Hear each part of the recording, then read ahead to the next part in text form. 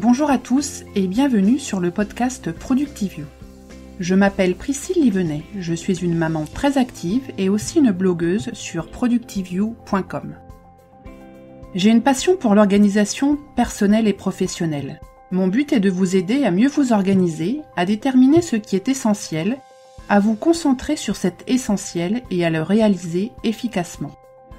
Être efficace et productif, ce n'est pas tout faire.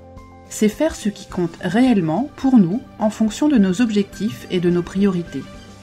Pour trouver la voie, je partage avec vous mes expériences, mais aussi l'expérience de femmes et d'hommes qui ont su se centrer sur leurs objectifs, leurs rêves et l'ont réalisé. J'espère que vous passerez de bons moments en ma compagnie.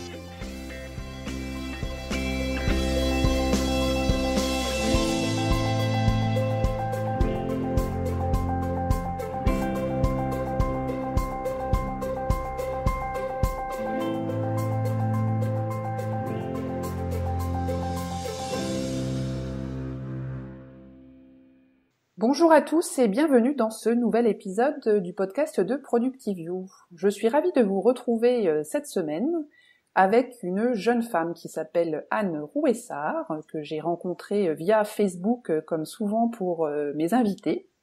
Donc Anne a 41 ans, elle habite à Strasbourg, elle a 2 jeunes enfants et elle a 2 métiers entre guillemets. Elle est d'une part consultante en financement européen, et à titre de hobby, voire plus, elle est aussi conseillère en organisation et a créé son activité il y a un peu plus d'1 an, la société Home Organizer Alsace. Bonjour Anne.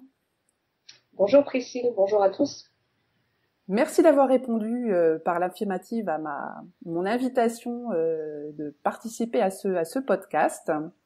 Anne, pour que les auditeurs te connaissent un petit peu mieux, peux-tu nous dire comment tu es tombée, entre guillemets, dans l'activité de Home Organizer ? Oui, merci d'abord pour l'invitation. J'étais très honorée d'être invitée sur le podcast de Productive You. Je suis une fan depuis longtemps déjà. Donc, comment j'ai commencé cette activité ? En fait, moi, j'ai la chance d'être organisée de naissance, si on peut dire ça comme ça. Et donc, je m'étais jamais vraiment posé de questions sur mon organisation, contrairement à d'autres qui sont venus à l'organisation parce qu'ils ont pu être confrontés à des problèmes. Moi, ce qui s'est passé, c'est que très souvent, j'étais amenée à donner des conseils. Les gens viennent me voir et me demandent tiens, toi qui es organisé, comment tu ferais ci ou ça ? Et donc, j'ai commencé à m'intéresser au sujet parce que l'organisation, c'est pas intuitif. Sauf pour moi peut-être, mais visiblement c'est pas intuitif et il y avait des choses qui me paraissaient évidentes et que j'avais du mal à expliquer ou à donner des choses, des astuces un peu faciles à utiliser. Donc j'ai commencé à surfer tout simplement, car Internet c'est quand même absolument génial. Et j'ai découvert plein de choses, des petits trucs, des astuces et surtout j'ai compris un peu comment fonctionnaient les gens qui n'arrivent pas à être organisés. Tout ce que ça implique derrière de blocage, de réticence, de discours parentaux. Enfin, vraiment, l'organisation, c'est un sujet passionnant. Et moi, j'aime comprendre les gens. Voilà, j'aime les aider. Donc, je suis tombée là-dedans comme ça. Et je me suis rendu compte l'année dernière, quand j'étais en congé parental, j'avais un petit peu plus de temps. Je me suis rendu compte qu'il existait un métier pour ça, qui s'appelait donc Home Organizer en anglais et conseiller en rangement ou coach en rangement ou coach en organisation en français, et j'ai trouvé ça génial. Être payé pour trier, ranger, jeter, c'était juste le rêve. Je me suis dit c'est le métier qu'il me faut.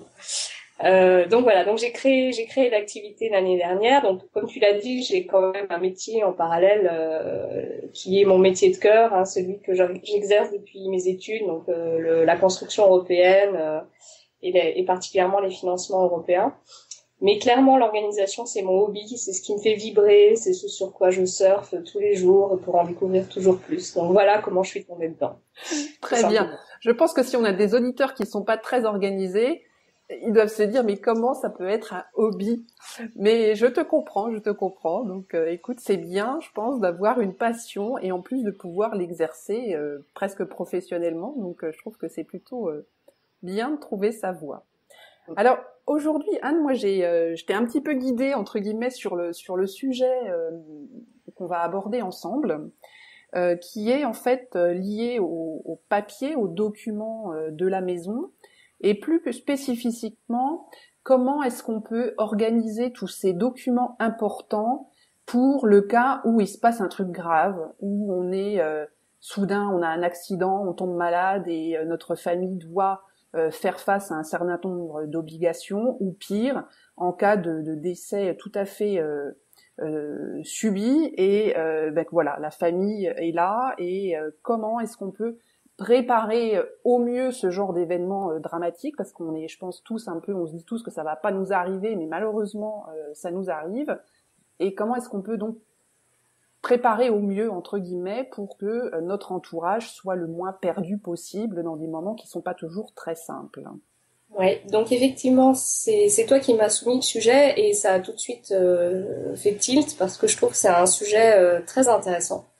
Parce que ça permet de recouper à la fois l'organisation matérielle, donc effectivement comment on s'organise au quotidien avec ses papiers, avec voilà. Mais ça recouvre aussi une autre notion qui me tient à cœur, c'est la responsabilité ou la responsabilisation. Donc moi j'estime que on a deux types de responsabilités. Quand on est parent, on ne peut pas se dire que après nous le déluge et que on laissera les enfants se débrouiller avec tout ça quand ils seront concernés, surtout si c'est un décès. Et puis je trouve que pour les enfants, c'est aussi important d'être conscient qu'un jour, ils seront confrontés à ce genre de situation, et que se fermer les yeux et ne jamais parler de ces problèmes-là ou de ces hypothèses-là, ça s'appelle juste fuir la réalité. Parce que, alors un accident, ça n'arrive pas à tout le monde, heureusement, mais un décès, ça arrivera un jour ou l'autre. Ça, malheureusement, on n'y peut rien, c'est la vie. Le mieux, c'est que ça arrive le plus tard possible et le mieux préparé possible, mais ne jamais en parler en famille. Je trouve que c'est un manque de responsabilité des deux côtés. C'est-à-dire les enfants n'osent pas en parler à leurs parents parce qu'ils voient bien que ça les gêne. Ils n'ont pas envie qu'on leur dise « Ah, tu penses déjà à ma mort ?» Ben non, pas du tout. Et puis les parents n'osent pas en parler à leurs enfants, soit parce que eux-mêmes sont gênés avec ce sujet, soit parce que ils se disent oh les pauvres, c'est encore des petits enfants. Ouais, sauf qu'entre-temps on a 25, 30 ou 35 ans et qu'on peut quand même assumer une discussion entre adultes sur un sujet comme ça, quoi. Donc voilà, ce thème, je trouve qu'il est très porteur. Donc du coup j'ai un petit peu réfléchi pour préparer les conseils que j'aimerais donner. Et en fait il y a deux situations possibles. On a le cas du décès, donc qui va impliquer un certain nombre de choses, mais où finalement c'est pas le plus compliqué, je dirais, parce que quelque part on a un peu le temps, à part 2-3 choses un peu urgentes à faire, mais finalement on a relativement le temps, et donc même si ça a été mal préparé, mal organisé, mal classé, on finira par retrouver. Ça sera long, casse-pied, désagréable, mais on va le faire. Et il y a le deuxième cas qui est le cas de l'accident imprévu. Voilà. Donc par rapport au premier cas, qui est le cas du décès, finalement, les choses les plus urgentes, c'est trouver de quoi faire face à l'enterrement. Donc là, il y a différents aspects. Il y a l'aspect financier. Donc il faut savoir qu'on a le droit, si on n'a pas les moyens, de demander à la banque de payer une certaine somme pour faire face aux frais d'enterrement d'une personne. Donc ça, c'est une chose. Donc ça veut dire qu'il faut connaître le nom de la banque.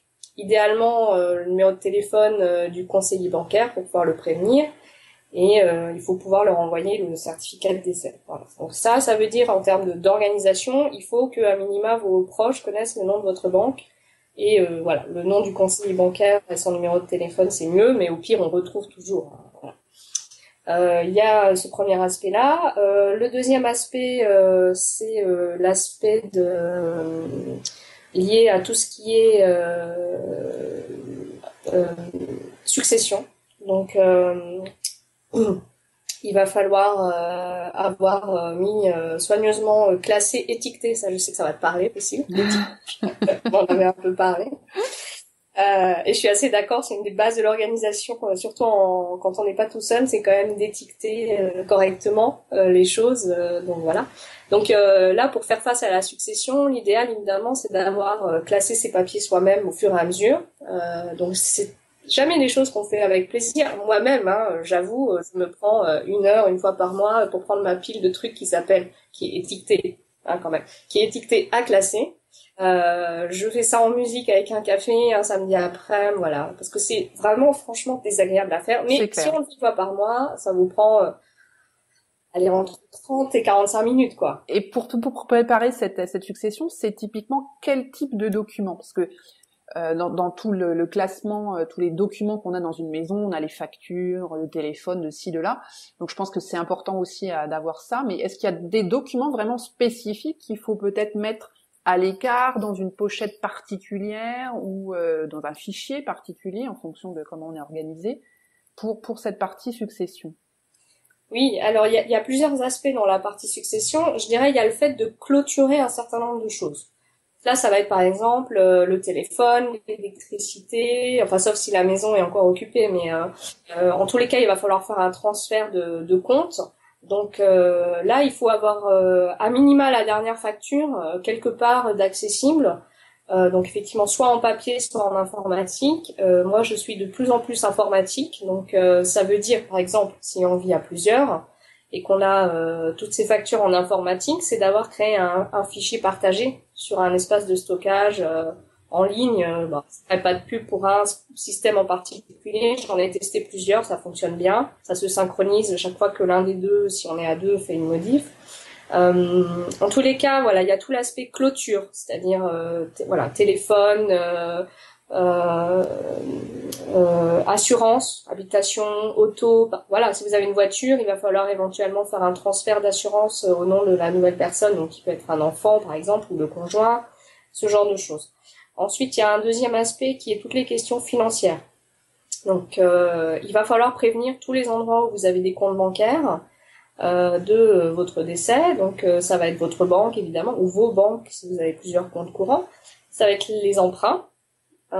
C'est tous les comptes épargne, donc PEA, livret A, assurance vie, livret de développement durable, enfin tout ce que vous pouvez offrir comme compte épargne. Tous ces gens-là, va falloir leur dire que vous êtes décédé. Il y a un autre aspect aussi qui est toute la partie recettes. Donc si vous avez un employeur, il faut le prévenir. Notamment parce que vous pourriez avoir droit, enfin la succession, le conjoint survivant pourrait avoir droit à un versement d'une somme d'essai, d'un capital d'essai. Même chose que si vous touchiez le chômage, la CAF, etc. Donc tous ces gens-là, faut les prévenir. Donc en termes d'organisation, ça veut dire qu'il faut avoir à minima les derniers documents à chaque fois quelque part. Donc ça en papier ou en informatique.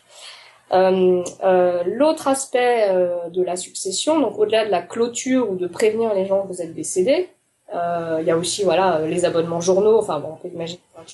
Il y a l'aspect succession à proprement parler, donc tout ce qui est acte de propriété. Donc ça va de la voiture, effectivement, jusque à l'habitation, la résidence secondaire, enfin que sais-je, si vous aviez acheté des parts de SCI, ce genre de choses. Et là, il faut avoir évidemment la preuve que vous êtes propriétaire, même si le notaire peut faire des recherches. Hein, enfin, c'est plus simple si vous pouvez apporter la preuve que vos parents étaient bien propriétaires de ce bien.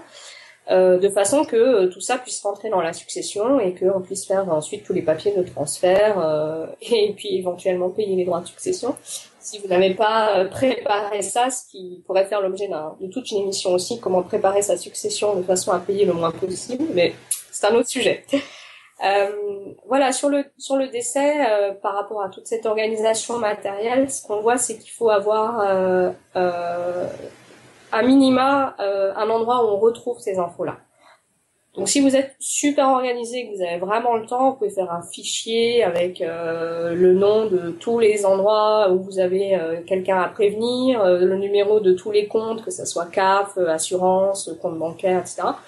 Bon, ça c'est bien si on a le temps, je dirais si vous êtes à la retraite, prenez-vous ce temps-là. C'est pareil, c'est des choses un peu longues et on n'a pas forcément envie d'y passer beaucoup de temps, donc prenez-vous 1 heure, 2 ou 3 samedis de suite, et puis hop, c'est réglé. Et après, normalement, il y a juste éventuellement à mettre un jour si vous changez d'assurance, par exemple. Mais normalement, après, une fois que c'est fait, ça devrait plus trop bouger. Oui. Mais alors, ça veut dire qu'effectivement, on a cette espèce de papier, alors qui peut être effectivement un fichier ou même une feuille toute simple, hein, sur lequel on va enregistrer ces informations, donc les noms, les numéros de compte, ces choses comme ça. Et puis, ça peut être aussi, si on est vraiment très digital, d'avoir une espèce de feuille qui va donner l'arborescence de où on classe ses dossiers, où on a mis les factures, où on a mis tout ça pour que effectivement les enfants ou les conjoints puissent s'y retrouver assez facilement, quoi. Oui, c'est ça. C'est D'accord. Ça. Très bien. Alors, je sais qu'on avait discuté de la question de donner les mots de passe et les identifiants à tout ce qui est banque en ligne, etc. Je suis pas sûre que ça soit utile de le noter, parce qu'on n'est jamais à l'abri d'une fausse manip avec le fichier qui fait qu'il se circulerait c'est de clair. façon inadéquate. Et puis en plus, bon, je devrais pas le dire, mais enfin, on n'est jamais non plus à l'abri que les super relations qu'on a en ce moment avec ses enfants ou son conjoint ne deviennent pas difficiles et que du coup, ils piquent entre guillemets les infos et donc peut-être l'argent qui va avec. Je devrais pas dire ça, mais bon. Non, mais on ne sait jamais, exactement. Donc, et en plus, moi, j'y réfléchis, je me dis finalement, quand vous êtes décédé, il n'y a pas de raison que les gens agissent en votre nom. C'est-à-dire que si vous donnez accès à votre compte bancaire, par exemple, en ligne, la banque va croire que c'est encore vous qui faites les manips. Donc, ils vont plus comprendre. Après, ils vont dire, j'ai un certificat de décès, qu'est-ce qui se passe? Donc, finalement, donner les codes et les mots de passe, non. Je pense pas, parce que de toute façon il y a un certain nombre de procédures qui sont en place. Voilà, pour par exemple, si on n'a pas l'argent pour payer l'enterrement, on demande à la banque et la banque paye sur la base du certificat de décès. C'est dans la loi. Voilà. Par rapport au décès, ce qui me semble vraiment important, au-delà de l'organisation matérielle, c'est d'en avoir parlé. Ce qu'on disait tout à l'heure, donc d'avoir à minima dit à ses enfants, j'ai préparé quelque chose, ou tiens, tu viens un dimanche à la maison, je te montre l'armoire où j'ai tous mes papiers, sans rentrer forcément dans le détail, mais juste qu'ils sachent où c'est, surtout quand on a des grandes maisons, où par exemple on a fait beaucoup de transactions, d'achats immobiliers, de choses comme ça, on a un studio par-ci, un 2 pièces par-là, voilà. Donc c'est important que les enfants sachent où c'est, et sachent que ça existe aussi. Parce que parfois, on se retrouve avec des successions où en fait, certains enfants découvrent des investissements, des choses comme ça. Notamment dans le cas des assurances-vie où ils sont pas forcément héritiers. Voilà, donc ça c'est par rapport au décès. Très bien. Voilà. Je pense que c'était déjà bien complet. Oui, et c'est finalement la chose, je dirais, la moins gênante, si je peux me permettre de le dire comme ça. Dans le sens où, voilà, ce que je disais tout à l'heure, on a vraiment le temps. On a 6 mois pour régler la succession. Alors, bien sûr, si on travaille à l'autre bout de la France, c'est embêtant, mais on peut se prendre ce temps-là de trier, de faire tous ces papiers-là au fur et à mesure, quoi. 6 mois, ça laisse quand même le temps de faire un certain nombre de choses. Voilà. Alors, le deuxième cas qui est plus problématique, c'est le cas où on a un accident, ou par exemple une suite d'opérations qui était prévue mais qui se passe mal, où on a un problème anesthésique ou je ne sais quoi, on se retrouve en l'incapacité de gérer ses affaires, voire même de parler s'il y a un coma, enfin je sais pas ce qui pourrait se passer, mais ça peut arriver. Et là, finalement, en y réfléchissant bien, il n'y a pas forcément beaucoup plus de documents importants que ça. Parce qu'en réalité, ce qui va se passer, c'est que si vous êtes empêché pendant longtemps, ce qui est le cas qu'on imagine, si c'est juste 2-3 jours, c'est pas gênant, mais si on est empêché de gérer ses papiers pendant longtemps, on va dire 2-3 mois, si on a eu un coma par exemple, qu'est-ce qui va se passer? Il va se passer que la vie va continuer comme avant par rapport à vos papiers, si les choses sont bien faites. C'est-à-dire si par exemple vous avez mis en place des prélèvements automatiques. Si vous n'avez pas de prélèvement automatique, les factures vont s'accumuler chez vous. Les enfants n'ont pas forcément les moyens de les payer. Ils n'ont pas accès à vos comptes bancaires, puisque vous n'êtes pas décédé, donc la banque légitimement ne vous donnera pas accès aux comptes, à moins de passer par un juge des affaires familiales qui donnerait aux enfants, sur la base d'un certificat médical, un accès aux comptes, mais ça prend du temps. Oui, puis ça dépend aussi de l'âge des enfants, parce que s'ils sont assez petits ou... c'est ça, voilà. Ouais. Bon, après, s'ils sont petits, le juge des affaires familiales est saisi de toute façon pour désigner un tuteur. Un tuteur, ok. Mais et qui du coup gérera aussi les aspects financiers. Hein. Mais ça prend quand même un petit peu de temps. Et donc, la première conseil pour anticiper ce genre d'événement, en espérant qu'il n'arrive jamais, c'est prélèvement automatique. Pour tout ce qui est possible de faire, prélèvement automatique. Électricité, téléphone, mobile, box, enfin, tout ce qui est possible, assurance, vous faites des prélèvements automatiques. Comme ça, déjà ça roule. Mais évidemment, ça roule à condition qu'il y ait de l'argent sur le compte. Évidemment. Et c'est là où on arrive au deuxième aspect, qui est l'aspect recette, parce que là on était sur la partie dépenses, mais donc l'aspect recette, Donc, si vous êtes empêché de travailler, évidemment, votre employeur ne vous payera pas. C'est normal. Sauf dans certains cas où vous avez une franchise, entre guillemets. Moi, par exemple, j'étais fonctionnaire et donc les 3 premiers mois de maladie longue durée, on est payé à plein traitement. Et ensuite, on passe à demi-traitement. Oui, c'est un peu dans le privé, c'est aussi un peu comme ça, Ça aussi, en général. Enfin, après, ça dépend de l'ancienneté, ça dépend de plein de choses, mais en général, il y a quand même quelques jours, quelques semaines où on est en maladie, et donc le salaire, en principe, suit. Oui, c'est ça. Donc ça veut dire que là, on part vraiment de l'hypothèse qu'on est empêché pour longtemps et que donc il faut s'organiser pour longtemps. Donc par exemple, pour avoir cette possibilité, il faut prévenir l'employeur que vous êtes malade et puis bien vérifier qu'effectivement le paiement va se faire au moins le premier mois pour que ça laisse le temps à tout le monde de se retourner. Par exemple, d'avoir accès au compte épargne à la banque, pareil, sur présentation d'un certificat d'empêchement médical, etc. La même chose avec le chômage, puisque du coup vous pourrez plus attester de votre situation de recherche, donc il faudra prévenir l'assurance chômage que voilà, votre parent, votre conjoint est empêché et voir ce qui est prévu en la matière. Un autre chose par contre qui est plus urgent à mon sens si on a un accident, c'est tout ce qui concerne les informations médicales. J'allais y venir, justement. Ouais. Je pense que ça, c'est beaucoup plus important, plus urgent, parce que c'est quelque chose qui peut impacter le traitement. Exactement. Et moi, j'ai eu l'occasion d'y penser il y a quelques années. Ma mère a eu justement un problème suite à une opération, donc elle a fini aux soins intensifs pendant pratiquement une semaine, et ensuite 3 mois en maison de rééducation. Et du coup, suite à ça, on s'était parlé, parce que j'ai la chance d'avoir une mère qui, pour le coup, prend ses responsabilités. Et elle m'avait dit, voilà la liste de mes médicaments habituels. Et c'est vrai que plus on vieillit en âge, plus on prend de médicaments. Rien qu'elle qui a pas de grosses pathologies, elle en a bien 5-6 tous les jours. Et je parle même pas de ceux qui sont en plus diabétiques, sous hypothyroïdie ou hyperthyroïdie, enfin voilà, tous ceux qui ont des traitements de longue durée qu'on ne peut pas se permettre d'interrompre. Là, clairement, il faut avoir quelque part soit la liste, soit sa dernière ordonnance, vous la collez sur le frigo, enfin, peu importe, sur le bureau, quelque part où elle est visible. De toute façon, si c'est des traitements réguliers, vous allez renouveler l'ordonnance, donc elle va pas être classée, voilà. Soit à minima, le nom et le téléphone du médecin traitant. Ce qui fait que soit l'hôpital, soit vous l'appelez, vous dites voilà, madame machin a eu un souci, est-ce que vous pouvez envoyer la liste de son dossier, enfin les éléments principaux de son dossier à tel hôpital, tel médecin, etc. Parce que ça peut vraiment impacter le traitement et c'est important qu'ils le sachent, qu'ils sachent qu'il faut vous donner, en plus de ce qu'ils font pour résoudre le problème, qu'ils doivent vous donner, je sais pas, de l'insuline, voilà, je ne sais pas, voilà. Ça me paraît vraiment le plus important presque. Hein. Ouais. Moi, j'ai fait un dossier dans le même format que je mets mes factures ou autres, hein, une pochette, un gros dossier plastique, où j'ai mis, bon, outre, alors j'ai pas de traitement au long cours, donc, mais quand même les dernières ordonnances, parce que ça peut aussi intervenir, enfin ça peut avoir un impact en tout cas sur les traitements. Et puis tous les examens médicaux récents, alors pas les trucs d'il y a 20 ans, mais des prises de sang, des résultats de prise de sang, si j'ai fait des radios, des scanners ou des choses comme ça, je les ai mis ensemble. Parce qu'effectivement, ça peut donner une indication au corps médical en cas d'urgence. Et c'est plus simple de dire aux enfants, écoutez, allez chercher le dossier médical, tout est au endroit, on donne tout ça aux médecins, à l'hôpital ou n'importe où. Ils se débrouilleront avec ça, eux, c'est leur métier, mais au moins il y a quelque chose, quoi. On n'est pas à l'aveugle, et effectivement, comme tu l'as dit, en fonction d'un traitement, ça peut interagir défavorablement avec un traitement qu'on prendrait déjà, ou avec une maladie chronique qu'on aurait et qu'on n'a pas forcément partagé avec ses enfants, parce que soit ils sont petits, soit bon, c'est quelque chose avec lequel on vit toujours et on pense pas forcément, on n'en parle pas tous les jours, et ça peut être important du coup que le corps médical le sache rapidement.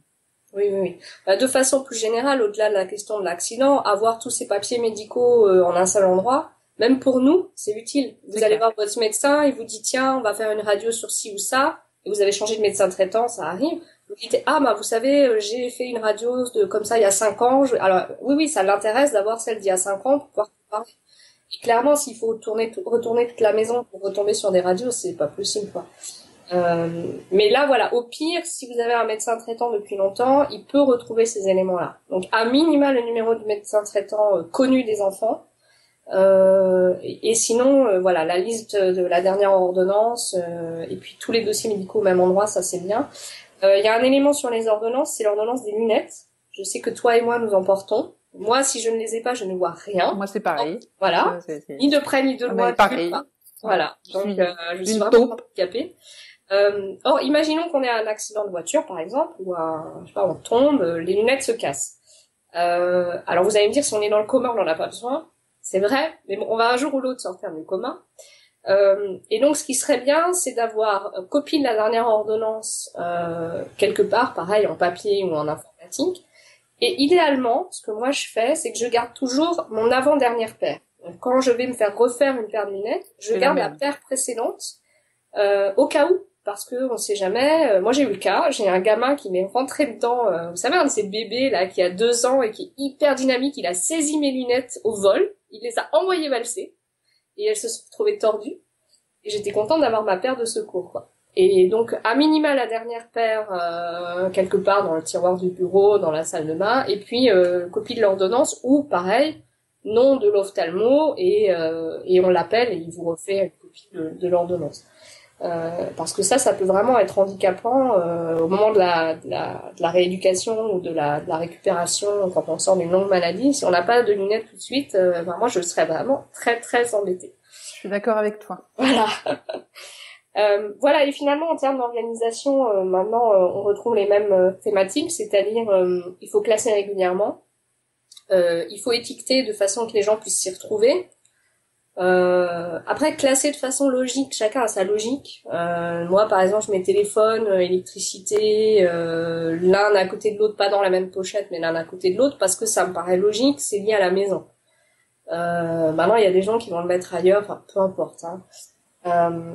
Ce qui est clair, par contre, c'est que il faut vraiment le faire régulièrement. Sinon, ce qui fait que si maintenant, voilà, moi, il m'arrivait quelque chose, au pire, j'ai mes 3 semaines de papier à classer qui sont pas classés. Bon, ce serait un peu gênant, mais enfin, c'est que 3 semaines. Oui, c'est clair. Et puis, c'est surtout les papiers qui arrivent en version papier. Tout le reste, il arrive en électronique, facture de téléphone, tout ça, ça arrive en électronique. Je les sauvegarde au fur et à mesure. Donc, chaque fois que, tous les mois, vous avez un mail disant votre facture de téléphone est arrivée, ça me prend 3 minutes 35, je me connecte à mon compte, clic droit, télécharger, et basta.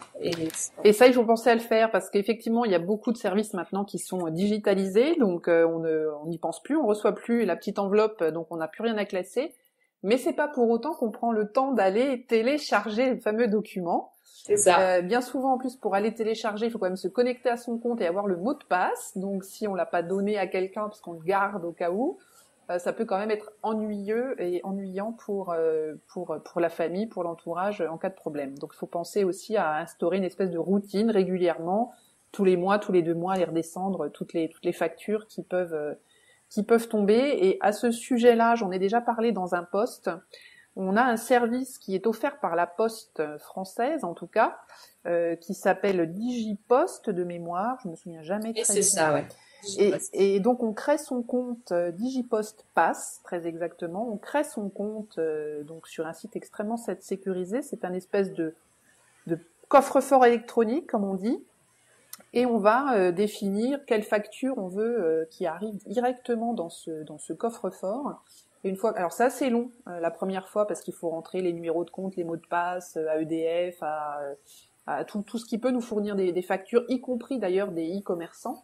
Mais ensuite, dès qu'on a une facture, ça va tomber tout seul, entre guillemets, dans ce coffre-fort électronique sans qu'on ait l'action de devoir aller télécharger les factures un par un. Donc ça peut être aussi un bon outil pour ceux qui ont du mal à s'organiser régulièrement, à aller traquer les factures qui sont arrivées comme ça, pour les avoir sous la main. Et donc dans ces cas-là, oui, on informe aussi ses proches qu'on a ce compte qui existe et qui vont pouvoir retrouver les données dans ce compte-là, dans cette application. Oui. Quel que soit le système retenu, ce qui compte, c'est que tout soit quand même à peu près centralisé. Donc soit on le met sur son serveur numérique dans le cloud à la française, dans le nuage, soit effectivement on utilise DigiPost, soit on sauvegarde sur son disque dur, mais on court toujours le risque d'un crash du disque dur. L'intérêt du disque dur, c'est que souvent il n'y a pas de mot de passe pour accéder à l'ordinateur, ou alors les enfants le connaissent. Voilà. Et donc l'intérêt, c'est qu'effectivement on a tout. Alors si on est sur un serveur numérique dans le nuage, moi j'ai une synchro par exemple avec mon disque dur, donc en fait Il n'y a pas besoin du mot de passe pour accéder aux documents qui sont synchronisés. Chose, oui. Et ça, c'est vraiment génial parce que du coup, on peut accéder aux documents de partout. On sait qu'ils sont sauvegardés si jamais notre disque dur crache. Donc ça, c'est pareil, c'est un des conseils d'organisation pour les gens qui sont un peu numériques qu'il faut mettre en place. Et comme tu l'as dit, ça prend un tout petit peu de temps au démarrage. Il faut créer le compte, faire la synchro, vérifier que ça marche, transférer ses documents dessus. Mais une fois que c'est fait, par contre, on n'y touche plus, quoi. Ça se fait tout seul et voilà. Et ça, c'est génial. C'est vrai qu'il y a des services maintenant, alors que ce soit dans Dropbox ou dans Google Drive par exemple, dans Evernote, qui permettent d'avoir ça effectivement dans le nuage, comme on dit, de les avoir aussi synchronisés sur ces appareils mobiles. Il y en a un certain nombre qui permettent d'avoir des documents qui sont en permanence sur le mobile, qui fait que voilà, on est accidenté certes, mais si on a un certain nombre de documents sur son smartphone, peut-être que déjà dès l'hôpital, en fait, on va pouvoir accéder à un certain nombre de documents sans avoir à courir partout parce qu'on les a là sur son smartphone. Donc ça, il faut y penser aussi. Ça permet quand même de réduire un peu le stress de ces moments qui sont déjà pas faciles à vivre pour nous et puis pour ceux qui nous entourent. Très bien. Très bien, très bien. Donc si je résume un peu ce qu'on a vu aujourd'hui, que ce soit pour la partie succession ou bien en cas d'accident ou de maladie, de longue maladie, la première chose essentielle, je dirais quand même, c'est d'en parler. Tu l'as longuement insisté dessus avec son entourage et à minima dire voilà, en cas de pépin, c'est là. Il y a un papier à cet endroit-là, que ce soit un papier physique ou un fichier informatique où dedans on va mettre quelques informations essentielles. Alors c'est sûr on a chacun son système de classement, mais si on peut moins faire une fiche synthétique avec, comme tu nous l'as dit tout à l'heure, donc le nom de la banque et du conseiller principal, c'est déjà quelque chose de grand, les comptes bancaires, les assurances, un petit résumé, le nom de l'employeur aussi, parce que tout le monde connaît pas forcément le nom et les coordonnées de l'employeur, et puis la partie médicale aussi, où se trouvent les informations médicales, quel est le médecin traitant, quels sont les traitements en permanence que l'on prend, de façon à ce qu'en cas de pépin, l'entourage, les enfants, le conjoint ou les amis puissent faire face rapidement. Écoute Anne, je suis vraiment ravie. Alors j'en ai pas parlé tout à l'heure, mais c'est vrai que moi c'est un sujet qui me turlupine toujours un peu parce que étant maman seule depuis fort longtemps, avec pas forcément un entourage familial à proximité, c'est toujours ma question, sans être paranoïaque, mais se dire si demain il m'arrive quelque chose, alors même si les enfants sont grands, comment est-ce qu'ils vont s'en sortir et qu'est-ce que je peux faire pour éviter que ce soit trop pénible, en fait. Donc c'était un sujet qui personnellement me touche et je pense que je suis pas la seule. Donc je te remercie beaucoup d'avoir partagé avec nous ces excellents conseils. Alors on va passer aujourd'hui maintenant aux 3 passages obligés, entre guillemets, les 3 questions que je pose toujours. Donc ton livre préféré? Alors, mon livre préféré, c'est facile, c'est venu tout de suite, c'est Orgueil et préjugés de Jane Austen. Je l'ai lu, 15, 20, 25 fois, en anglais, en français, vraiment, je ne me lasse pas. Et j'ai vu les versions filmées de la BBC, celle avec Keira Knightley, vraiment, j'ai tout lu et j'adore. Alors bon, je sais, c'est le roman préféré de Jane Austen de tout le monde, mais je le confirme, c'est vraiment super. Je l'aime bien aussi, et d'ailleurs, j'ai prévu de le relire cet été, en anglais cette fois. Super. Alors ensuite, ta citation favorite? Alors ma citation favorite, c'est un peu mon mantra, mon style de vie, c'est faire face. Faire face, assumer ses responsabilités, ne pas fuir la réalité, même si elle est difficile, mais la vie n'est pas un long fleuve tranquille, comme on dit. Et ça sert à rien de se cacher les choses, de fermer les yeux comme l'autruche dans le sable, ça n'empêchera jamais un problème d'être là, voire de s'aggraver. Donc voilà. Alors il paraît que cette citation est du pilote de chasse Guynemer, qui a été abattu pendant la Première Guerre mondiale après avoir été un as de l'aviation française. Je ne sais pas, je n'ai pas recherché, mais ça me parle vraiment beaucoup. Oui, écoute, moi je trouve que c'est une très belle citation qui est assez, qui me parle aussi. Moi ça me parle beaucoup, donc je pense que par moment, il faut savoir prendre, comme on dit, le taureau par les cornes et arrêter de fuir tout le temps. Je suis assez en phase avec aussi cette petite phrase. Et puis, en dernière question, un petit truc d'organisation personnelle ou professionnelle, ou comme tu veux, que tu souhaiterais partager, quelque chose que tu utilises régulièrement et que tu voudrais faire connaître à nos auditeurs. En fait, bien qu'étant organisée de naissance, j'ai une certaine tendance à procrastiner. Donc à remettre les choses au lendemain quand je n'ai pas envie de les faire. Moi, je suis quelqu'un qui vibre, donc quand ça me fait pas vibrer, J'avoue qu'il y a des trucs, je me dis toujours, ça peut attendre un peu. Bon. À un moment, comme je dois aussi faire face à mes responsabilités, faut quand même s'y coltiner. Et donc, ce que je fais, et qui marche quand même pas mal, c'est de découper les choses en tout petits morceaux. Par exemple, si j'ai mes papiers à classer, voilà. Donc, pourquoi je le fais toutes les 3 semaines? C'est pas parce que c'est juste que si j'attends plus, ça me décourage à l'avance. Et je me dis 3 semaines c'est bien, j'ai 3-4 papiers qui sont arrivés, ça va me prendre pas trop longtemps, voilà. Et je le découpe comme ça en petits bouts. Et c'est la même chose par exemple pour préparer les vacances. Là je suis en train de préparer les vacances, on va partir pratiquement 3 semaines, enfin c'est un peu compliqué, on fait des trajets, machin. J'ai déjà commencé à sortir un sac où je mets les choses au fur et à mesure que j'y pense. Ce qui ne m'empêchera pas à la veille de tout ressortir du sac et de tout reposer sur le lit, mais au moins je sais qu'au fur et à mesure j'aurais fait face à ce à quoi j'ai pensé. Voilà, donc ça c'est mon petit conseil, c'est de vous découper en petits bouts. Donc si vous devez inscrire les enfants à l'école, petit 1, vous regardez la date d'inscription, le lendemain vous regardez les papiers, le surlendemain vous faites la copie de la carte d'identité, enfin voilà. Ça permet aussi, ça c'est pas mal, ça permet de caler des petites choses dans les trous. Et on a toujours des trous. On a 5 minutes par-ci, 10 minutes par-là, il y a une pub à la télé, il y a l'eau qui bout pour les pâtes, et voilà. Et on peut faire, par exemple, l'eau qui bout pour les pâtes, j'en profite pour ranger ma vaisselle qui est dans la vaisselle, par exemple. Enfin, voilà, des petites choses. Je pratique beaucoup ça. Le découpage en petites choses pour toutes les actions comme ça, un peu récurrentes ou un peu casse-pieds, ça marche pas mal. Ça évite de trop procrastiner. Je suis assez d'accord avec toi. C'est un très très très bon conseil. Merci beaucoup. Alors Anne, où est-ce que l'on te retrouve sur la toile ? Alors j'ai un site internet où vous pourrez me faire connaissance qui s'appelle www.home-organizer-alsace.fr. Mais surtout l'endroit où je suis le plus actif et où je publie des conseils, des articles, où je mets des liens vers ton blog par exemple ou vers d'autres, c'est sur Facebook. Donc sur Facebook vous tapez Home Organizer Alsace et vous me trouverez et je serai ravie de vous voir liker ma page.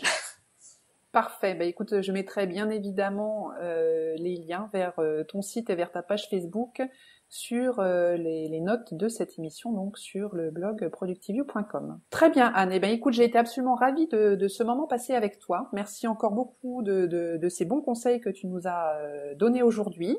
Merci. J'espère qu'on te retrouvera bientôt dans ce podcast pour un autre sujet. Il y en a plein en termes d'organisation. Et en tout cas, merci beaucoup et je te dis à très vite. Merci, à bientôt. J'espère que vous avez apprécié ce moment passé avec Anne. C'est vrai que c'est un sujet qui n'est pas toujours facile à aborder et comme l'a dit Anne, on se met parfois un petit sac sur la tête pour éviter d'y penser. Néanmoins, ça fait partie des choses de la vie que l'on doit préparer et puis c'est peut-être un mauvais moment entre guillemets que d'y penser et de préparer tout ça, mais une fois que c'est fait, on peut être l'esprit plus tranquille et être plus serein en se disant que si jamais il se passe quelque chose, au moins l'entourage aura eu un petit peu d'aide en avance. Voilà. Vous retrouverez donc toutes les notes sur productiveview.com dans la catégorie podcast. Ce sera partagé aussi sur Twitter, sur donc le compte ProductiveView, ainsi que sur la page Facebook ProductiveView.